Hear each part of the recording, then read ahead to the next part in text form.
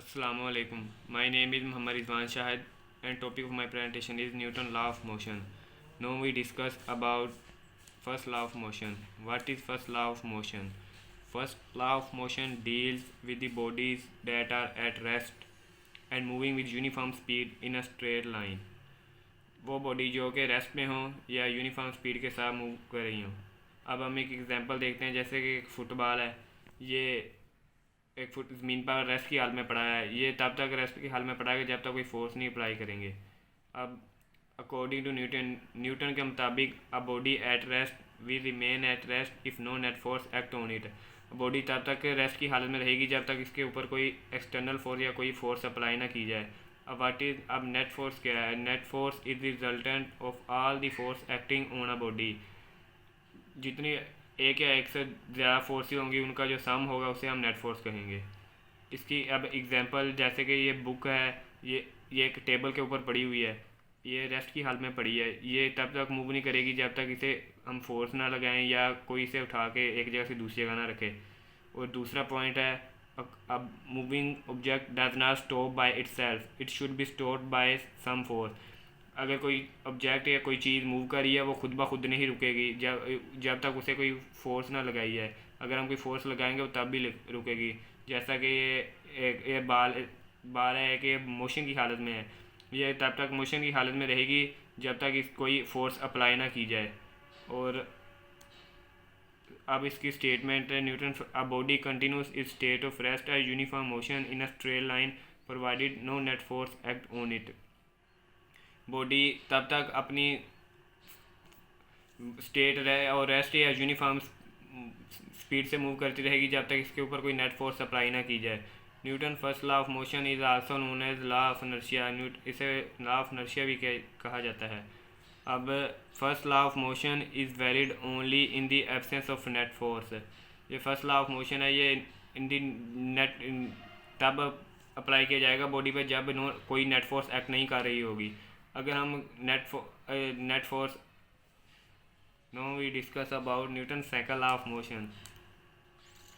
Newton second law of motion deals with the situations when a net force is acting on a body. When a net force is acting on a body, ये first law of motion के उल्ट है। उसमें हम net force apply नहीं करते थे, इसमें हमें नेट फोर्स अप्लाई करना पड़ती है। इसकी स्टेटमेंट है, when a net force act on a body it produces acceleration in the body in the direction of a net force। जब किसी बॉडी पे हम फोर्स अप्लाई करते हैं तो बॉडी एसिलेशन प्रोड्यूस होता है और उस एसिलेशन की डायरेक्शन भी नेट फोर्स की, जिस तरफ नेट फोर्स की डायरेक्शन होती है उसी तरफ एसिलेशन की डायरेक्शन होती है। And magnitude of this acceleration is directly proportional to the force and inversely proportional to the mass of the body. और मैग्नीट्यूड और जो एसिलेशन है वो डायरेक्टली प्रोपोर्शनल टू फोर्स के है and inversely proportional to the mass है। अब ये दो point, a directly F and a inversely 1/m। अब हमने इनको हम एक एग्जांपल के साथ समझते हैं। पहले पॉइंट ए डायरेक्टली है, हमने दो बॉडीज़ ली हैं जिनका मास सेम है, उन पर फोर्स अप्लाई किया है। पहले एक पे कम किया, एक पे ज़्यादा किया। अगर हमने एक पे कम फोर्स अप्लाई की है तो जितनी फोर्स अप्लाई की होगी इतना ही एसिलेशन प्रोड्यूस होगा, क्योंकि दोनों एक दूसरे के डायरेक्टली प्रोपोर्शनल है। अगर ज़्यादा फोर्स अप्लाई करेंगे तो ज़्यादा एसिलेशन प्रोड्यूस होगा। अब दूसरे पॉइंट में acceleration directly inversely proportional to mass है। इसमें हमने दो डिफरेंट बॉडी ली हैं, एक का कम मास है और एक का ज़्यादा मास है, और फोर्स दोनों में सेम ही अप्लाई की है। और जो जिसका मास, वो बॉडी जिसका मास कम था उसमें एसिलेशन ज़्यादा प्रोड्यूस हुआ है क्योंकि वह इन्वर्सली प्रोपोर्शन थी। और जिसका मास ज़्यादा था उसमें ज़्यादा कम एसिलेशन प्रोड्यूस हुआ है। और जैसे एफ डायरेक्टली एम ए हो गया। अब पुटिंग के अब इसे हम ये एक एक्सप्रेशन, अगर हम इसे इक्वेशन की फॉर्म में लिखना चाहें तो हमें इसमें कांस्टेंट यूज़ होगा। इसमें के कांस्टेंट यूज़ हुआ है। इन सिस्टम इंटरनेशनल में के की वैल्यू 1 है, सो इधर वैल्यू पुट की F is equal to m a हो गया।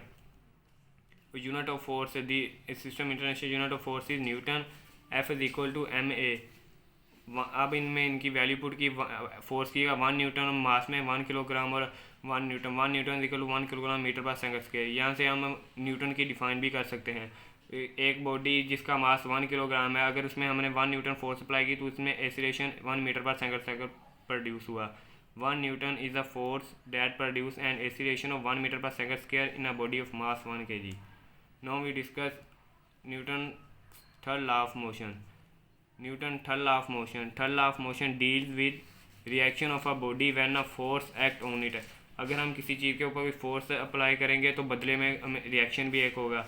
यह Newton third law of motion है। Newton third law state that to every action there is an equal but opposite reaction.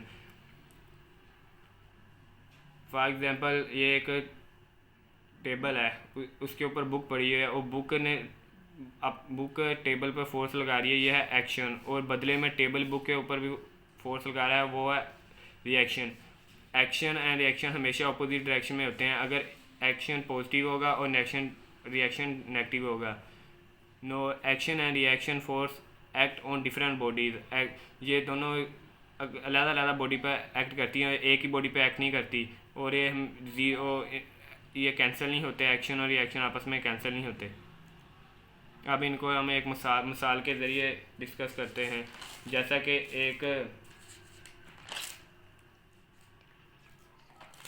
कि एक रॉकेट है और वो हमारे पास रॉकेट मौजूद है जिसके अंदर से गर्म गैस खारिज हो रही है। रॉकेट का इंजन इन गैस के ऊपर एक्शन फोर्स लगाता है, जिसकी वजह से ये गैस रॉकेट के ऊपर रिएक्शन फोर्स लगाती है और रॉकेट ऊपर की तरफ मूव करना शुरू कर देता है और स्पेस में चला जाता है। और दूसरी एग्जांपल में एक लड़का ज़मीन पर फोर्स लगाकर ज़मीन को पीछे की तरफ पुश कर रहा है, और बदले में ज़मीन इसके ऊपर रिएक्शन फोर्स लगाती है, जिसकी वजह से इसका जो स्केट बोर्ड है वो आगे की तरफ मूव करना शुरू हो जाता है। अगर ज़मीन इसके ऊपर रिएक्शन फोर्स ना लगाए तो ये आगे की तरफ मूव नहीं करेगा, अपनी एक ही जगह पर खड़ा रहेगा। इसी तरह ये बाकी एग्जांपल्स हैं, और यही मेरे आज का टॉपिक था। Thank you.